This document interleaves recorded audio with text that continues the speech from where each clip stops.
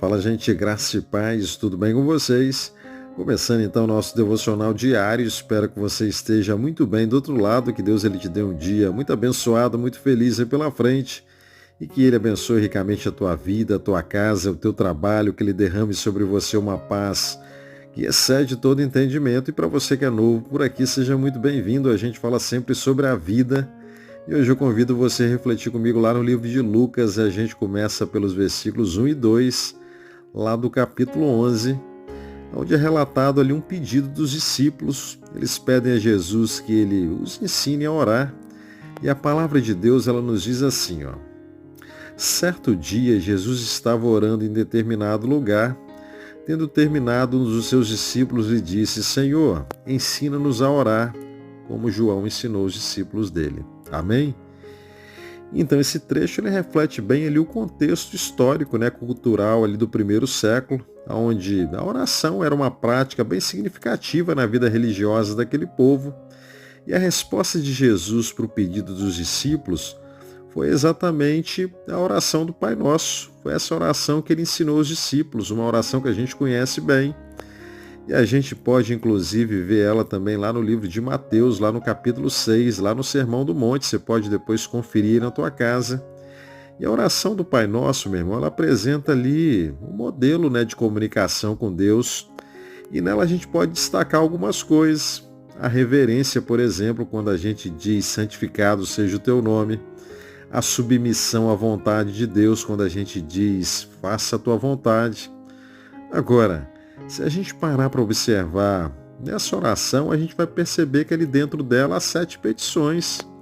Além dessas duas que eu já citei, a gente pode perceber também quando a gente diz venha o teu reino, o pão nosso de cada dia nos dá hoje, perdoa os nossos pecados assim como a gente perdoa os nossos devedores, não nos deixe cair em tentação, livra-nos do mal. Percebe? Agora, logo após ter ensinado essa oração para os discípulos, Jesus ele ensina para eles, ele conta uma história, na verdade, que é uma parábola, a parábola da porta e do amigo ali à meia-noite. E ali Jesus ele destaca, meu irmão, a importância da perseverança da oração. E o texto lá no versículo 5 ele diz assim, ó: então Jesus lhes disse: suponham que um de vocês tenha um amigo e que recorra a ele à meia-noite e diga: amigo, empreste-me 3 pães. Então, para a gente poder tentar ilustrar essa história, para ficar mais clara na nossa mente, se a gente trouxer para os nossos dias um pouco o contexto lá da época, naquele tempo as casas ali eram construídas geralmente com 2 andares, onde o primeiro andar era destinado às refeições, ao armazenamento de alimentos, geralmente também até animais eram presos ali durante a noite. E no segundo andar era um espaço onde toda a família ia dormir. Agora tenta imaginar essa cena relatada por Jesus nessa parábola. Era já bem tarde, Já era noite, devia estar bem escuro ali naquele lugar. E aquele primeiro andar ali já devia estar bem silencioso. As portas já estavam trancadas, diz o texto, se a gente continuar lendo aí o capítulo 11. E a família ali dormia no segundo andar, os pais e os filhos. E de repente, um amigo ali à meia-noite, lá do lado de fora, bate a porta, interrompe ali aquela tranquilidade toda da noite. E aquele amigo ele estava vivendo uma urgência bem real na vida dele. Afinal de contas, ele estava batendo a porta já bem tarde. Então não era por algo simples, mas não, era por uma necessidade imediata que ele estava vivendo. Por algo que era essencial, ele pedia pão. Afinal de contas, o texto diz que ele havia recebido visitas na casa dele, já era tarde. E como amigo é para qualquer hora, para qualquer tempo, ele não pensou 2 vezes. Ele foi lá até a casa do amigo, bateu na porta, mesmo sendo ali bem tarde. Mas no primeiro momento, o texto diz que aquele amigo ele foi resistente. Ele deve ter falado assim: rapaz, mas já está tarde demais, cara. Minha família está toda dormindo. Imagina se eu descer aí para poder te entregar esse pão, eu vou acordar todo mundo. Eu vou acordar os animais que estão ali embaixo dormindo. Faz o seguinte, volta amanhã. E o cara foi insistente, ele falou, rapaz, não tem como voltar amanhã, eu tô com um amigo, eu tô com visita em casa, me ajuda aí, quebra esse galho para mim. Mas já tá tarde, rapaz. Então, assim, o que a gente aprende? O que essa história nos ensina? Lá nos versículos 9 e 10, diz bem assim, ó.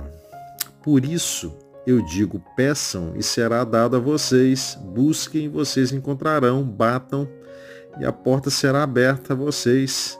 Pois todo aquele que pede, recebe, o que busca, encontra, e aquele que bate, a porta será aberta. Então Jesus, com essa parábola, ele ressalta que, assim como um amigo ele concede pães devido ali à insistência dele, né? Ele insistiu para ganhar os pães, Deus ele também ele atende às petições daqueles que perseveram em oração, meu irmão. E mais na frente, no texto, no versículo 11, ele diz bem assim, ó. Qual pai do meio de vocês, se o filho pedir um peixe, lhe dará em lugar disso uma cobra? Então, assim, o contraste entre aquele amigo relutante ali e o pai generoso que a gente tem, enfatiza a disposição de Deus em ouvir e responder as nossas orações. Agora tem uma coisa, se a gente voltar um pouquinho lá no Velho Testamento, lá no livro de Salmos, lá no Salmo 23, lá tem um texto que a gente conhece bem, que todo mundo conhece muito bem, seja inclusive você um cristão ou não. E que texto é esse, hein? O Senhor é meu pastor e nada me faltará. Em Lucas, Jesus ele nos ensina a orar, não é verdade? A oração do Pai Nosso. Ele nos ensina que através também da parábola ali do amigo, né, que pede pão à meia-noite, e com persistência a gente consegue também o pão. Agora, deixa eu te perguntar uma coisa, meu irmão. O Salmo 23, ele diz que o Senhor é o meu pastor e nada me faltará, não é verdade? Agora eu te pergunto, já lhe faltou algo na tua vida? Por exemplo, respostas a coisas que aconteceram com você que você não entendeu. Quem sabe dinheiro para pagar alguma coisa que você precisava, para pagar uma conta no final do mês, para comprar alguma coisa. Será que já faltou algo na nossa vida alguma vez? Eu acredito que a resposta de todo mundo seja a mesma. Sim, já faltou. E aí, será que esse texto do Salmo 23, ele não é a verdade para a nossa vida? Parece que a conta não fechou, né? Mas Jesus, ele não nos ensinou a sermos perseverantes para recebermos, né? Isso que a gente aprendeu lá em Lucas. Aí que tá. A gente não vai inventar a roda hoje. Mas o Salmo 23, aí no versículo 1, para que fique mais claro o nosso entendimento, ele está nos ensinando o seguinte: o Senhor é o meu pastor e de nada terei falta. Quando o salmista diz que nada me faltará, ele está dizendo, qualquer coisa que lhe falte, você não vai sentir falta. Deus ele vai preencher todo o vazio, né, para que você não sinta falta de nada. Uma das coisas que Jesus ele nos ensinou na oração do Pai Nosso, meu irmão, é que a gente deve pedir sempre na nossa oração, que seja feita a vontade dele. Não é isso que a gente aprende na oração. Agora, tem que ter coragem, tem que ter peito para fazer essa oração. Pois apesar da nossa persistência, a resposta da nossa oração ela pode ser diferente daquilo que a gente imaginava, não é verdade? A gente pode receber de Deus, ao invés daquilo que a gente pediu, algo diferente. Porque quando a gente pede a Deus e a gente diz, seja feita a tua vontade, pode ser que a resposta de Deus seja algo do tipo, isso que você me pede agora não vai ser bom para você, não vai fazer bem para a tua vida. Então, no seu coração, eu vou lhe dar um entendimento para que você possa entender que isso não vai fazer falta para você, mesmo não recebendo agora. O Espírito Santo de Deus, meu irmão, ele trabalha a nossa vida, ele enche a nossa vida.